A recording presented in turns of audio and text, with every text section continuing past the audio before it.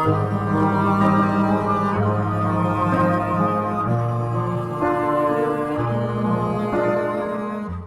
বন্ধুরা, আজকে আবার চলে এসেছি নতুন একটা ব্লগ ভিডিও নিয়ে।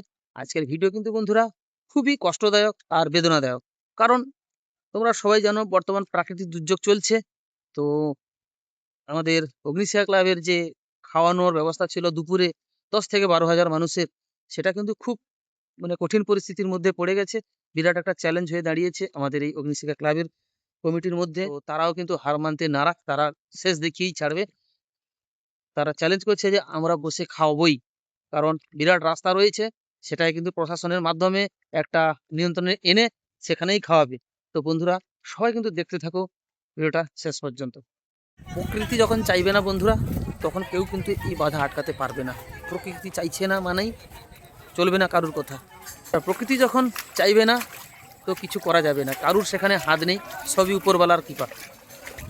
তো বন্ধুরা, ভিডিওটা দেখো আর বেশি বেশি করে শেয়ার করো। আজকের এই যে কঠিন পরিস্থিতির মাধ্যমে আমাদের অগ্নিশিখা ক্লাব কীভাবে বিপর্যয় মোকাবিলা করতে পারে সেটাই দেখার বিষয়, সেটাই একটা চ্যালেঞ্জ হয়ে দাঁড়িয়েছে ওদের কাছে।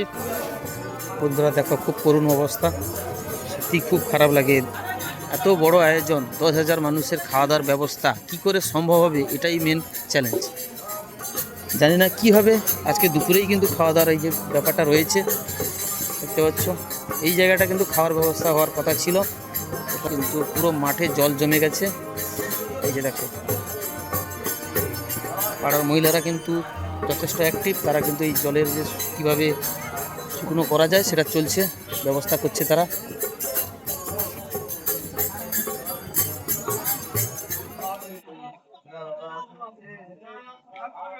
কিন্তু নামযজ্ঞ চলবে, এগুলো কিন্তু বন্ধ হবে না। এটা মহাপ্রভুর অনুষ্ঠান, যেহেতু চারিদিকে কিন্তু জল আর জল আর কাদায় ভর্তি।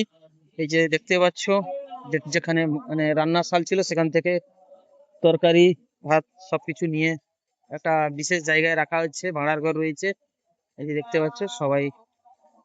আমি কিন্তু কমিটির একজন ভাইকে পেয়ে গেছি, তো একটু জেনে নেবো আজকে কিভাবে মোকাবিলা করবে।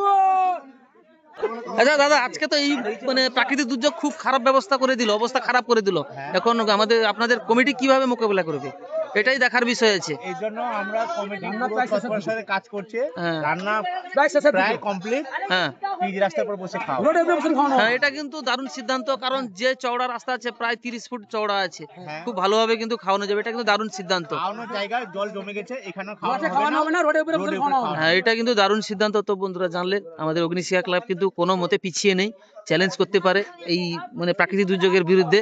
এটা কিন্তু খুব ভালো বিষয়। তবে হ্যাঁ, রাস্তাটা তো কিন্তু বন্ধ করতে হবে। হ্যাঁ, রাস্তা ওর জন্য বাইপাস রাস্তা করে দেওয়া হবে। করে দেবে প্রশাসনের এ লাগবে, সাহায্য লাগবে। বাইপাস রাস্তা করে দেওয়া হবে। আচ্ছা, ঠিক আছে, তো ধন্যবাদ। ধন্যবাদ, ধন্যবাদ। ঠিক আছে।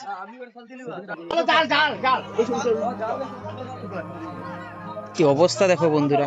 যাই হোক, কোনো রকম রান্না বান্নাটা প্রায় কমপ্লিটের দিকে, 80% কমপ্লিট, আর টুকটাক রয়েছে। 80% 90% কমপ্লিট। 1টা 2টা 3টা 4টা 5টা 6টা 7টা 8টা 9টা 10টা 11টা উনুন রয়েছে, যার কারণেই সম্ভব হয়েছে এত কিছু তাড়াতাড়ি কমপ্লিট করা। বন্ধুরা, একদম মাঠে আমি চলে এসেছি।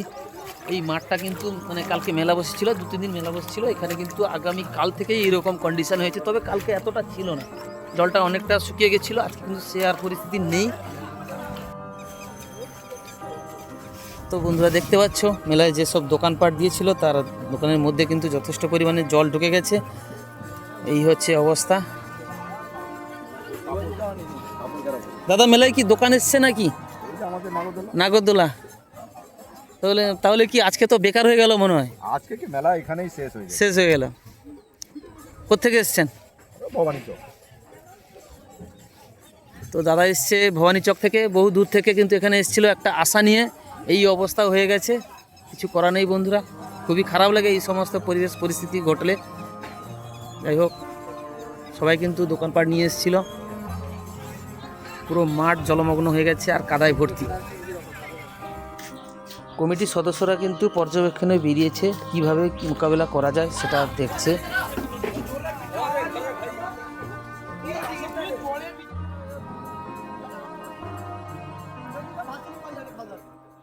তো বন্ধুরা দেখতে পাচ্ছ কিভাবে পরিশ্রম করছে, ছোট ছোট বাচ্চারাও ঝাঁপিয়ে পড়েছে এই কাজে। মাঠে যতটা কাদা ছিল কিভাবে এগুলোকে সরানো যায় সেই পরিস্থিতির মোকাবিলা চলছে বর্তমান। এই কঠিন পরিস্থিতির মাধ্যমে আমাদের অগ্নিশিখা ক্লাব কীভাবে বিপর্যয় মোকাবিলা করতে পারে সেটাই দেখার বিষয়, সেটাই একটা চ্যালেঞ্জ হয়ে দাঁড়িয়েছে ওদের কাছে। হার মানতে নারাজ ওরা, কিন্তু আজকে শেষ দিকেই ছাড়বে। 10,000 মানুষকে খাওয়াবে বলেছিল, খাওয়াবেই, সেটা তোমরা কিন্তু ভিডিওতে আপডেট পাবে। কিন্তু পেজটাকে কিন্তু বন্ধুরা তোমরা সবাই ফলো করে রাখো, আর ভালো লাগলে একটা লাইক কমেন্ট করে যাবে, এটাই সবার কাছে রিকোয়েস্ট বন্ধুরা। বেশি কিছু বলার নেই, সবাইকে টাটা।